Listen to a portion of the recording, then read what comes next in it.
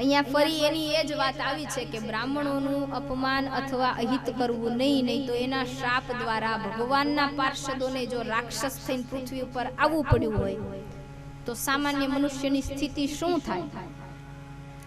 તમારાથી દાન ન દેવાય, તમારાથી સેવા ન થાય, તમારાથી ભક્તિ ન થાય તો ચાલશે, પણ નિંદા ન કરો. બ્રાહ્મણોનો અવતાર છે કે દાન લઈ પોતાના જીવનને ચલાવવું, એટલે કદાચ માંગતા હોય. જોકે હવે તો બ્રાહ્મણો બધા આઈપીએસ ઓફિસર થઈ ગયા છે, એટલે લગભગ એવી સ્થિતિ નથી આવતી, પણ તેમ છતાંય તમારા નગરમાં કે આજુબાજુમાં ક્યાંય પણ કોઈ એવા ગરીબ બ્રાહ્મણ દેખાય તો તમારાથી થાય તો દાન કરવું, બાકી ભૂલથી પણ નિંદા ન કરવી. શું કામ? એનું દ્રષ્ટાંત. એક ગામમાં 5 બ્રાહ્મણો આવ્યા અને આવીને પૂછ્યું કે નગરમાં ક્યાંય કોઈ ભોજન કરાવે એવો દાતા ખરો? તો કે હા, અહીંયા એક ભાઈ છે અને એમના ઘરે જે કોઈ પણ ગામમાં સાધુ સંત જતી યોગી તીર્થંકર કોઈ પણ આવે તો એ લોકો એને જમાડે છે, ત્યાં જાવ તમને જમાડશે. બ્રાહ્મણો આવ્યા, ત્યાં જમવા બેઠા, પણ બ્રાહ્મણોએ કહ્યું કે અમે અમારી જાતે બનાવીને જમીશું. પેલા આટલો બધો નિયમ પડાતો તો હવે નથી પડાતો. તો બ્રાહ્મણોએ કહ્યું કે અમે જાતે બનાવીને જમીશું, અમને સીધું સામગ્રી લાવી આપો. એટલે શેઠજીએ કહ્યું કે મહારાજ 5-10 મિનિટ ખમો, હું ઓફિસે જઈ ત્યાંથી માણસને મોકલું છું, એ બધું લઈને દઈ જશે. એટલે કે ભલે કાંઈ વાંધો નહીં. એટલે શેઠે પોતાના નોકરને પોતાની દુકાનેથી ઘીનું તપેલું અને સીધું સામગ્રી થેલીમાં નાખીને આપ્યું કે જા ઘરે જઈને બ્રાહ્મણોને દેજે. એટલે નોકર ઘીની તપેલી લઈને નીકળ્યો છે, કારણ કે પેલા બ્રાહ્મણો શું જમતા? લાડવા. મને તો એમ લાગે છે કે ખોટી કહેવત હશે, બાકી અમને લાડવો સુંઘાડો તોય બેભાન થઈ જાય છે. રામ જાણે કેમ ખાતા હશે.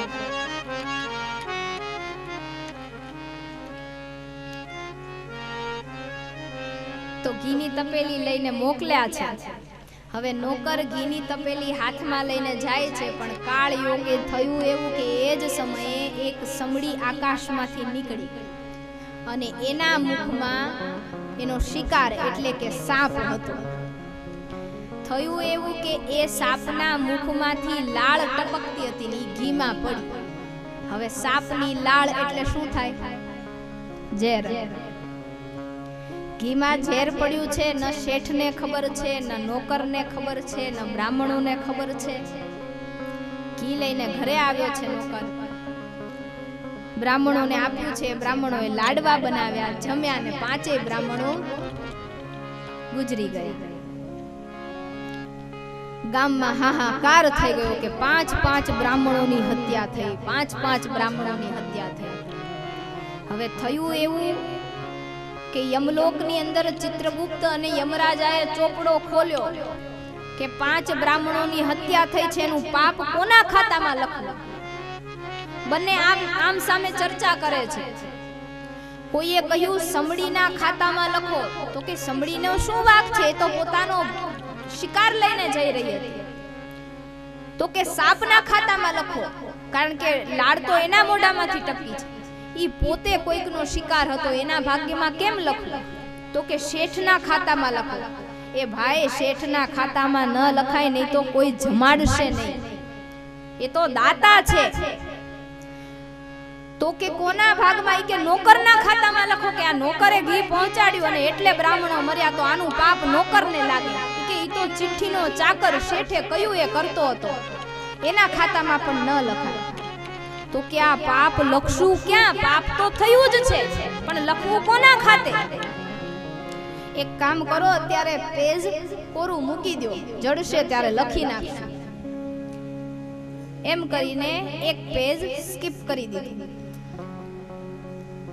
ઈ છોડી દીધું ને 2-5 દિવસ થયા ને બીજા મહાત્મા કોઈ આવ્યા ને આવીને ગામના ચોરે, તમે જોજો આખા ગામમાં જે બહુ મસ્ત સુપાત્ર માણસ હોય ને ચોરે બેઠા, બધા સમજી ગયા. કાંઈ કામ ધંધો ન હોય, બીજાની પંચાયત સિવાય ધંધો ન હોય, ચોરે ખૂણે ભેગા થયા હોય. એ બેઠા છે ને આવીને મહાત્માએ પૂછ્યું કે હજી તો આ બ્રાહ્મણોનો અગ્નિ સંસ્કાર થઈ રહ્યો હતો ને એટલામાં પહોંચ્યા અને પૂછ્યું કે કોઈ ગામમાં જમાડે એવું ખરું, ભૂખ લાગી છે? બોલે હા છે ને, જો 5 ની ચિતા સળગે છે ને તમારે મરવું હોય ને તો જાઓ. ચિત્રગુપ્ત દોડ્યા, જલ્દી ચોપડો ખોલો, 5 બ્રાહ્મણની હત્યાનો નિંદા કરનારો પાપી જડી ગયો, આના ખાતામાં લખો, કારણ કે આને નિંદા કરી છે.